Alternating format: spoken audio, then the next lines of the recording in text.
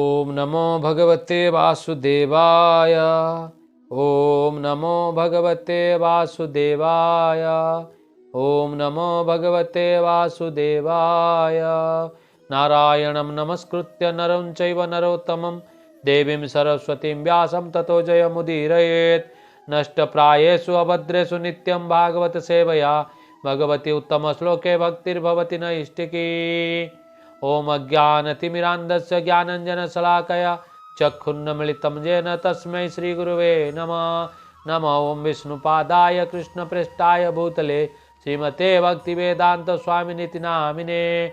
नमस्ते सारस्वती देवी गौरवाणी प्रचारिणे निर्विशेष शून्यवादी पाश्चात्य देशतारिणे।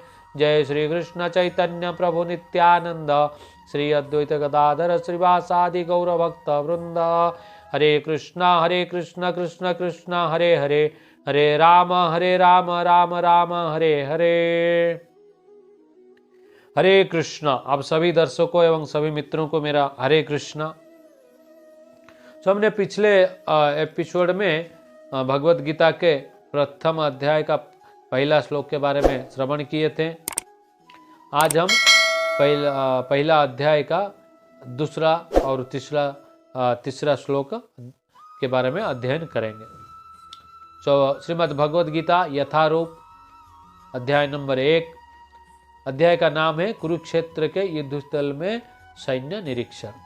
तो श्लोक नंबर 2। संजय उवाच दृष्ट्वा तु पांडवानीकं व्यूढ़ं दुर्योधनस्तदा आचार्यम उपसंगम्य राजा वचनम अब्रवीत। एक बार और दोहराता हूँ। संजय उवाच दृष्ट्वा तु पांडवानीकं व्यूढ़ं दुर्योधनस्तदा आचार्यम उपसंगम्य राजा वचनम अब्रवीत। संजय ने कहा, हे राजन, पांडुपुत्रों द्वारा सेना की व्यूह रचना देखकर राजा दुर्योधन अपने गुरु के पास गया और उनसे ये शब्द कहे। धृतराष्ट्र जी ने संजय से पूछा था कि पहला श्लोक में कि ये जो धर्मभूमि कुरुक्षेत्र में युद्ध की इच्छा से एकत्र हुए मेरे तथा पांडु के पुत्र ने क्या किया। तो यहाँ पे संजय बताते हैं कि हे राजन, पांडु पुत्रों द्वारा ये जो सेना की व्यूह रचना किया गया, इसे देखकर राजा दुर्योधन अपने गुरु के पास गए और कुछ कहने लगे। श्लोक नंबर 3। पश्येतां पांडुपुत्राणाम आचार्य महतिम चमुम व्यूढ़ाम द्रुपद पुत्रेण तव शिष्यण धीमता। एक बार और रिपीट करता हूँ। पश्येतां पांडुपुत्राणाम आचार्य महतिम चमुम व्यूढ़ाम द्रुपद पुत्रेण तव शिष्यण धीमता। हे आचार्य, पांडु पुत्रों की विशाल सेना को देखे जिससे आपके बुद्धिमान शिष्य द्रुपद के पुत्र ने इतने कौशल से व्यवस्थित किया है। तो ये जो श्लोक नंबर 3 है, इसमें राजा दुर्योधन अपने गुरु द्रोणाचार्य को कुछ उनके दोष को इंगित करने की कोशिश कर रहे हैं। तो क्या है वो कि वो बोलते हैं, आपके बुद्धिमान शिष्य द्रुपद के जो पुत्र है धृष्टद्युम्न ने पांडव की ये जो सेना का व्यूह रचना का स्थापना किया है। सो दुर्योधन यहाँ पे क्यों अपने गुरु को यह बात खास करके बताना चाहते हैं, इसके पीछे कारण क्या है? इसके पीछे एक कारण है। जो क्या होता है, एक बार राजा द्रुपद और द्रोणाचार्य जो दुर्योधन के जो गुरु है, वो एक ही गुरुकुल में विद्या अध्ययन कर रहे थे दोनों में बहुत अच्छी मित्रता भी थी।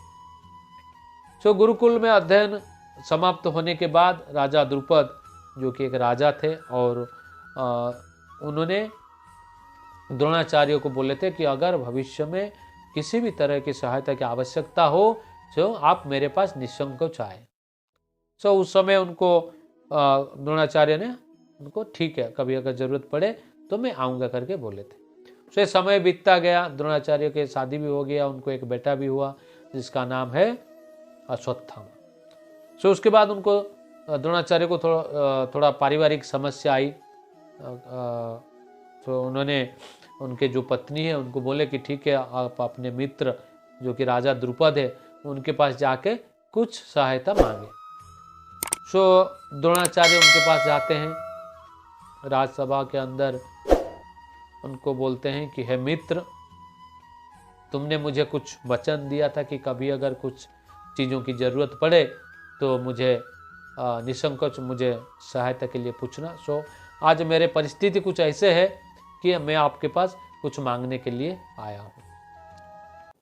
मुझे ज़्यादा कुछ नहीं चाहिए, कुछ गायों की दान दे दो, बस उससे मैं अपने परिवार की भरण पोषण कर लूँगा। सो उस समय राजा द्रुपद ने अपने अहंकार बस पहचानने देना तो दूर की बात है, पहचानने से भी इनकार कर देते। नहीं, मैं कोई आपको वचन नहीं दिया था, आप गुरुकुल में सभी मेरे मित्र थे, मैं ऐसे कोई वचन आपको नहीं दिया था, मुझे ऐसा कुछ याद भी नहीं है। सो लाख समझाने पर भी राजा द्रुपद ये बात को स्वीकार नहीं करते। सो वहां पे द्रोणाचार्य को थोड़ा अपमानित हुए देख द्रोणाचार्य के मन में बहुत द्रोणाचार्य वहां पे बहुत दुखी हो जाते हैं।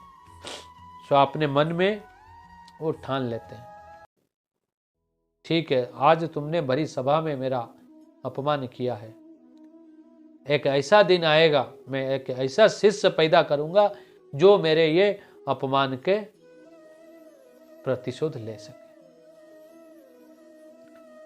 सो इतना बोल के वो चले आते हैं।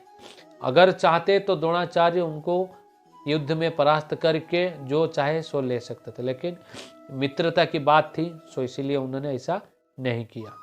तो वहां से आने के बाद उन्होंने पांडवों तथा कौरवों की युद्ध शिक्षा के गुरु बने, उनको युद्ध विद्या सभी प्रदान किया और उनके जो शिष्य अर्जुन को सबसे बड़ा धनुर्धारी बनाए ताकि वो बदला ले सके। और समय आने ऐसे समय जब भी आया तो अर्जुन के माध्यम से द्रोणाचार्य राजा द्रुपद को अपने पास झुकाए और द्रोणाचार्य से राजा द्रुपद से आधा राज्य ले लिए। आधा उनको ले, चाहे तो पूरा ले सकते थे, लेकिन उन्होंने आधा उनको वापस कर दिया।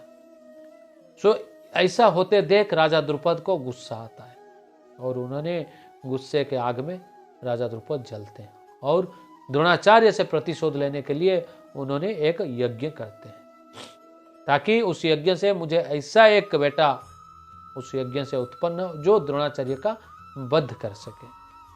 सो यज्ञ में सबसे पहले द्रौपदी का जन्म होता है। सो यज्ञ सैनी करके उनका नाम होता है द्रौपदी का। सो उसके बाद एक पुत्र उत्पन्न होता है जिनका नाम है धृष्टद्युम्न। सो धृष्टद्युम्न खास करके द्रोणाचार्य का वध करने के लिए उनका जन्म हुआ था। और देखिए विधि का विधान ऐसा है, जबकि द्रोणाचार्य को पता था ये सब कुछ, फिर भी जब धृष्टद्युम्न को द्रोणाचार्य के पास विद्या अध्ययन के लिए भेजा गया उन्होंने मना नहीं किया और जो भी युद्ध कौशल है सभी उन्होंने धृष्टद्युम्न को सिखाया। इसीलिए राजा दुर्योधन यहाँ पे ये द्रोणाचार्य को समझाना चाह रहे हैं, ये बताना चाह रहे हैं कि देखिए आपने जिसको अपने सारे युद्ध कौशल सिखाए, जो आपकी मृत्यु का कारण है, आज वही धृष्टद्युम्न पांडवों के सेना में ये जो सेना का व्यूह रचना किया है। सो कृपया आप थोड़ा होशियार रहे, ताकि अगर आप यहाँ पे किसी भी प्रकार की दया दिखाने की कोशिश किए, चाहे पांडवों को चाहे धृष्टद्युम्न को, सो हमारे इसमें पराजय हो सकता है। इसीलिए राजा दुर्योधन अपने गुरु के पास जाके सबसे पहले यही पूछते हैं कि क्या पूछते हैं कि ये पांडव की जो ये विशाल सेना को आप देखिए, इसका जो व्यूह रचना हुआ है ये आपके शिष्य धृष्टद्युम्न ने ही किया है, जो कि आपको मारने के लिए ही जन्मा है। सो आप थोड़ा सावधान रहें ताकि ये नौबत ही ना आए। अगर आप किसी भी प्रकार की दया और करुणा बस उनको छोड़ देते हैं तो हमारे पराजय सुनिश्चित है ना। सो यही आज की जो विषय वस्तु है यही थी कि संजय ने राजा को बताते हैं, राजा धृतराष्ट्र के कि पांडवों का व्यूह रचना देखे दुर्योधन अपने गुरु के पास जाते हैं और गुरु के पास जाके क्या कहते हैं कि ये जो दुष्टद्युम्न आप पांडवों के सेना का व्यूह रचना सजाया है आप भली भांति देख ले और उनके ऊपर कोई किसी भी किस्म का करुणा का प्रदर्शन ना करें। तो आज यहीं समाप्त करेंगे। अगला अध्याय में हम देखेंगे कौन कौन से रथी और महारथी पांडव के ओर से युद्ध करने के लिए एकत्रित हुए हैं। हरे कृष्ण।